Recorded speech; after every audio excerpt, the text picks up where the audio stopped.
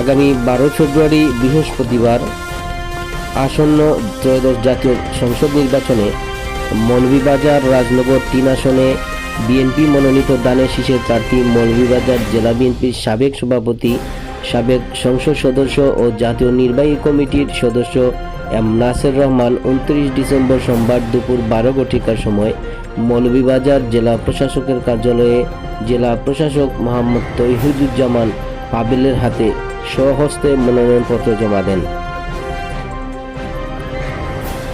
এ সময় উপস্থিত ছিলেন মৌলভীবাজার জেলা বিএনপির আহ্বায়ক ফয়জুল করিম ময়ূন, সদস্য সচিব আব্দুর রহিম রিপন, জেলা বিএনপির সাবেক সাধারণ সম্পাদক ও আহ্বায়ক কমিটির সদস্য মিজানুর রহমান মিজান, জেলা বিএনপির আহ্বায়ক কমিটির সদস্য এম এ মুকির, আব্দুল ওয়ালি সিদ্দিক, জেলা বিএনপির সাবেক সাংগঠনিক সম্পাদক ও আহ্বায়ক কমিটির সদস্য বক্সি মিসবাউর রহমান, মোহাম্মদ ফখরুল ইসলাম, মোহাম্মদ ফয়সাল আহমদ, সদর উপজেলা বিএনপির সাবেক আহ্বায়ক বদরুল্লাহ আলম, সদর উপজেলা বিএনপির সভাপতি মুজিবুর রহমান মজনু, সাধারণ সম্পাদক মারুফ আহমদ, সাংগঠনিক সম্পাদক কাজল, রাজনগর উপজেলা বিএনপির সভাপতি নুরুল ইসলাম সেলুন, মাহমুদ, পৌর বিএনপির সভাপতি মোহাম্মদ অলিউর রহমান, সাধারণ সম্পাদক মনোয়ার আহমেদ রহমান, মৌলভীবাজার সরকারি কলেজ ছাত্রদলের সাবেক আহ্বায়ক জনি আহমদ,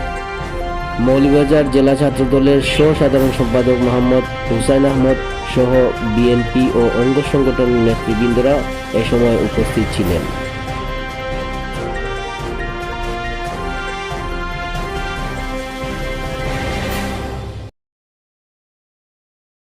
দীর্ঘ 17 বছর না, আমরা তো 5 বছর আগে ইলেকশন করেছিলাম, তো ওইটা তো চুরি করে নিয়ে গেছে সবাই, আপনারা তো জানেন, দিনের বোধ রাতের বেলায় হয়ে গেছিলো।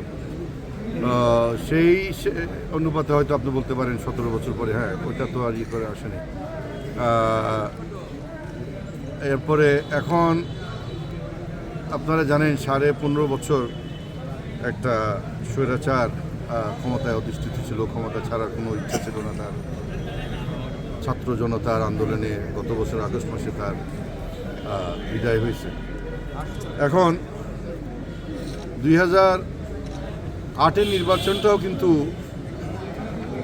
মানে সবচেয়ে বেশি কারচুপি 2008-এর নির্বাচনের মাধ্যমে হয়েছে। তা আমি বলবো 2001-এর পরে আজকে 24 বছর পরে একটা প্রপার নির্বাচন হওয়ার প্রেক্ষাপট সৃষ্টি হয়েছে। হ্যাঁ, এখানে একটা দল সে নাই, তো সে নাই তার দোষের জন্য, এটা তো আর আমাদের বাংলাদেশের জনগণের দোষ, তার নিজের দোষের জন্য সে নাই। তো এখন আমরা আজকে দেশের রাজনৈতিক মানে প্রেক্ষাপট সব পরিবর্তন হয়ে গেছে, আপনাদের চোখের সামনে দেখছেন। এখন আমরা যারা স্বৈরাচারের বিরুদ্ধে ছিলাম ইয়ে করে আমরা আমাদের মধ্যে নির্বাচনে অংশগ্রহণ করছি। আমি আশা করছি যে ফেব্রুয়ারি 12 তারিখে দেশে একটা সুন্দর এবং সুষ্ঠু এবং একেবারে কারচুপিপূর্ণ ফ্রি মুক্ত একটা নির্বাচন। আমরা 1991 সালের নির্বাচনের কথা স্মরণ করতে চাই, বিশেষ করে 1991 তো বটেই, 2001 সালেও বটে। 11 নিরপেক্ষভাবে নির্বাচন হয়েছে। তো সেই এরকম একটা নির্বাচন আমরা আশা প্রত্যাশা করছি এবং ইনশাল্লাহ যদি কোনো ইয়ে না হয়, মানে আপনারা সাংবাদিক হিসাবে এটাও আপনারা বুঝেন যে দেশের ভিতরে এবং বাইরে একটা শক্তি, দুইটা শক্তি, দেশের ভিতরে মানে দেশের ভিতরের লোকদেরকে বাইরের শক্তিরাও হয়তো প্ররোচনা দিচ্ছে নির্বাচনটা বানচাল করার জন্য। এটা দিবালোকের মতন স্পষ্ট আপনার এই ওসমান হাদির হত্যাকাণ্ডের মাধ্যমে। হ্যাঁ, এখানে তার রকেট সায়েন্স বোঝার কোনো কারণ নাই। তো এখন আমরা আশা করব যে, আশা বলতে নাই, অন্তর্বর্তীকালীন সরকার এই ধরনের ঘটনা আগামীতে যাতে না হয় সেই ব্যাপারে পদক্ষেপ নেবেন, যাতে নির্বাচনী যে ট্রেনে যে সারা দেশ উঠেছে সেই নির্বাচনী ট্রেন যেন কোনো দুর্ঘটনার সম্মুখীন না হয়। হ্যাঁ, এবং আমরা সবাই প্রত্যাশা করি যে এই নির্বাচনী ট্রেন তার প্রত্যাশিত রেল স্টেশনে গিয়ে ফেব্রুয়ারি 12 তারিখে গিয়ে পৌঁছাবে ইনশাল্লাহ।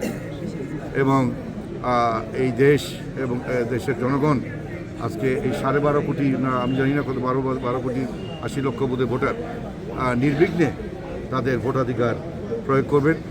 আগের নির্বাচনের মতন খালি সেন্টার, ভোটিং সেন্টার, কুকুর বিলাইয়ের এগুলি, এই সমস্ত ড্রামা থেকে এই যেমন নির্বাচনী নাটক আর ইনশাল্লাহ না, মানে অবশ্যই না, এটা বাস্তব ভিত্তিক জনগণের স্বতঃস্ফূর্ত নির্বাচনে সবাই অংশগ্রহণ করবে, আমি প্রত্যাশা করি।